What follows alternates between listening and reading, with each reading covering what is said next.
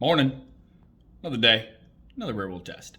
Today, we're doing it on the Samsung Galaxy S21 Ultra. And if you're not familiar, a real world test on this channel is where I'm gonna kind of go through my normal day. My SIM card is in this phone. I'm gonna use all my normal messaging apps and Gmail and all the things that you normally use. I'll also take photos with this phone and a few of its competitors and put those up on the screen so you guys can check that out. And we'll check on the battery throughout the day. Also, I will be shooting some footage from the camera, like I am right now. And you'll know that because there'll be some writing at the bottom of the screen to indicate when I'm using the phone versus my real camera. But first things first.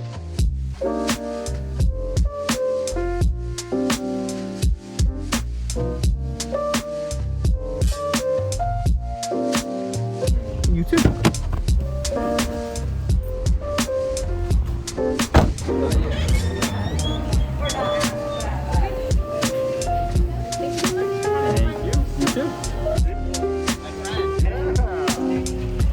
I knew he would show up right when. Oh, Jesus Christ.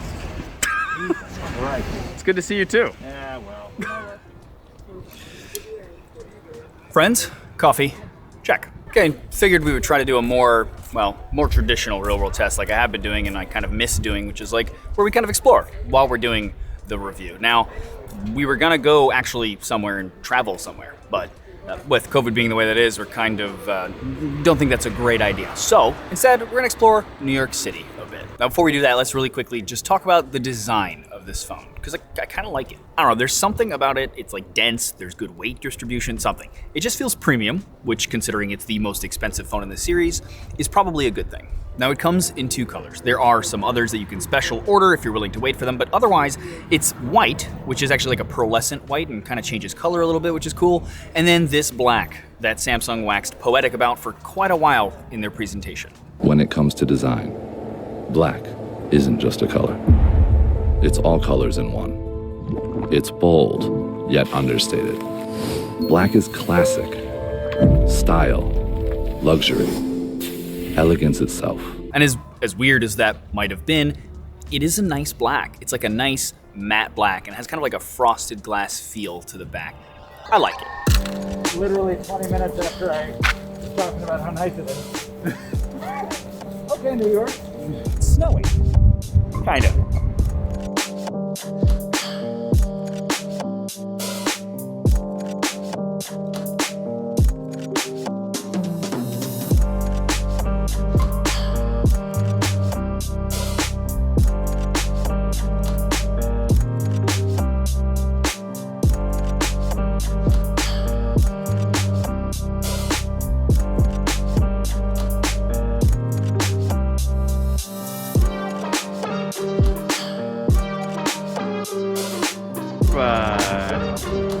Boom. Boom.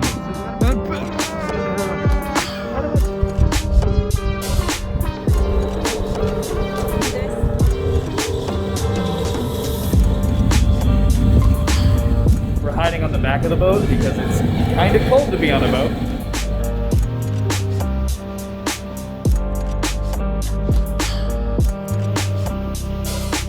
A quick boat ride and now we're in Manhattan.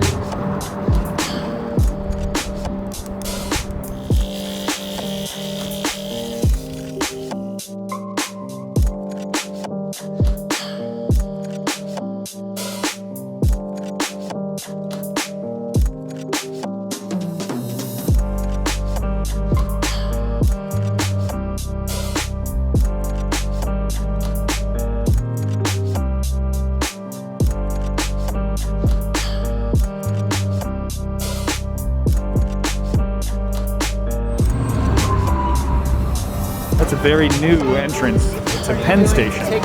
But that's not quite where we're trying to go right now. That's where we're going.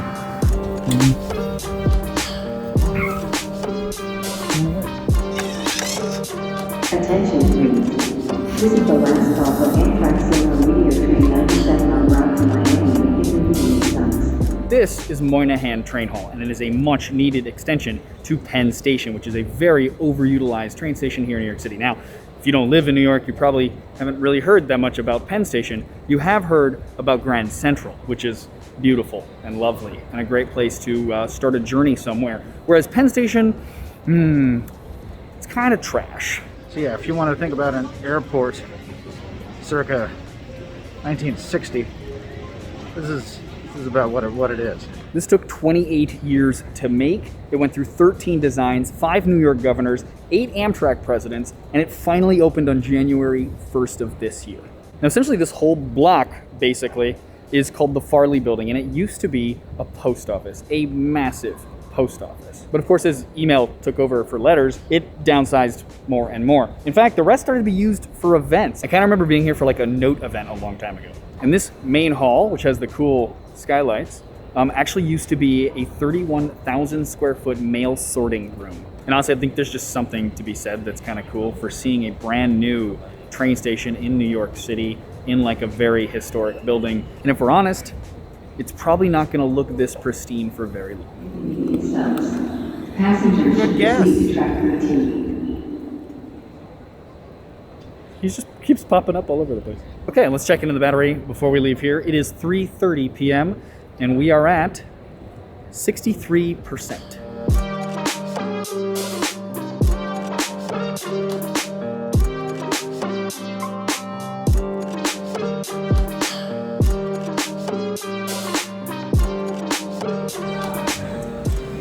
Okay, Bryant Park.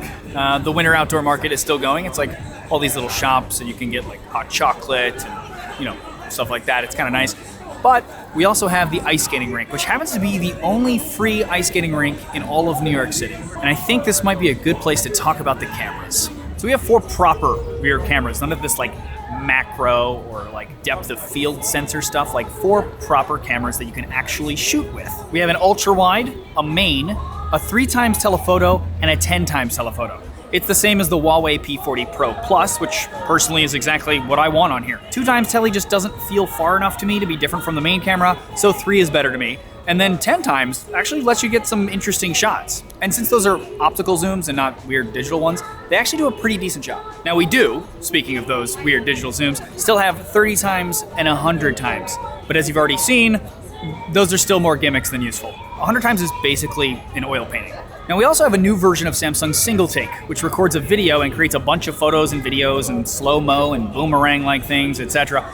It's novel, I guess, but it's just not something I would personally use, but I don't know, some people might like it. Now lastly, we can record video in up to 8K, 24 frames per second, and also 4K up to 60 frames a second.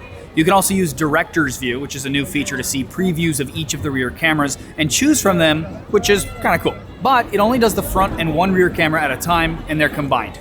Personally, I wish it would let me record 2 camera feeds, at least of my choosing instead, like Filmic Pro does on the iPhone, but whatever. Okay, real quick, let's check in the battery. It is 4:44 p.m., and we are at 54%.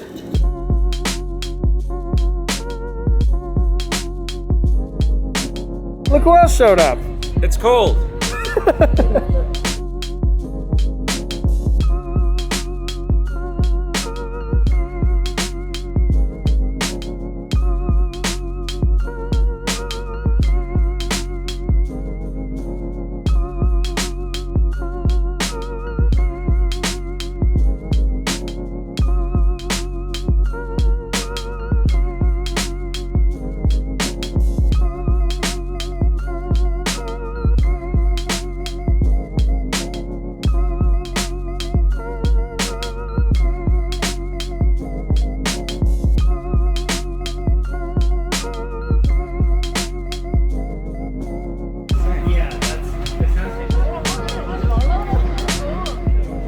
And now, we're gonna try and find dinner in Koreatown.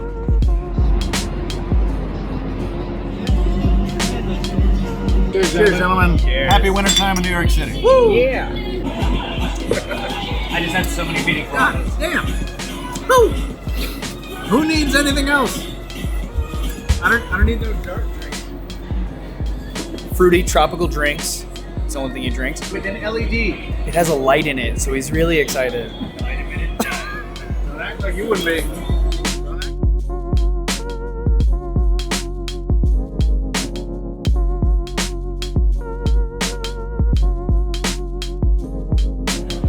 All right, it took us a while to find a place because a lot of the places have like outdoor dining, but it's basically being inside, and we're just like not comfortable with that with COVID and stuff. But eventually we did find a place. We were a little nervous about it, but Korean beer, K-pop, delicious bibimbap. See you guys. Bye, bud. Very well, sir. How are you?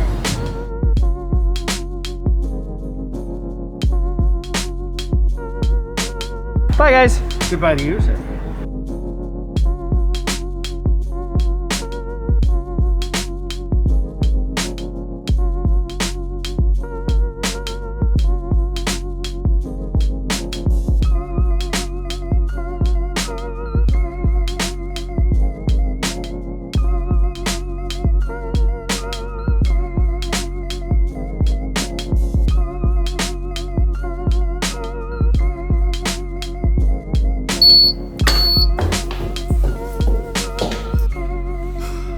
Okay, calling it a night. It is 10:03 p.m.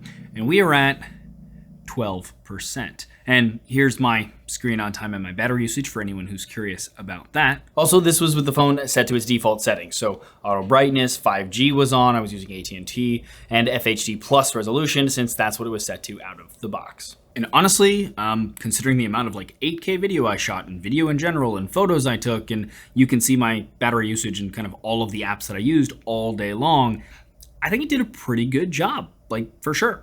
Battery life is great. And lastly, we need to talk about the fact that the Ultra in the S21 lineup supports the S Pen. Now, it doesn't come with it. It's an extra $40 and it's sold separately. There's also no place to put it, but you can pay a little bit extra and get a case that has a place to put the S Pen, as well as the fact that it only works for kind of sketching and drawing, and it does not work for things like the air commands or like remote use of the shutter, things that require Bluetooth essentially, but there's that. Frankly, I think bringing the pen to the Ultra of the S series comes down to the fact that Samsung probably has data to know that the S Ultra users and the Note Ultra users and the Fold users are all probably overlapping a little bit in interest. They are also, by the way, their smallest demographic and a very particular type. I mean, they're like the early adopters, they need the latest and greatest specs, etc. But the pen, on the other hand, I think is probably a nice addition to the people who maybe would normally go for that potentially soon to be merged out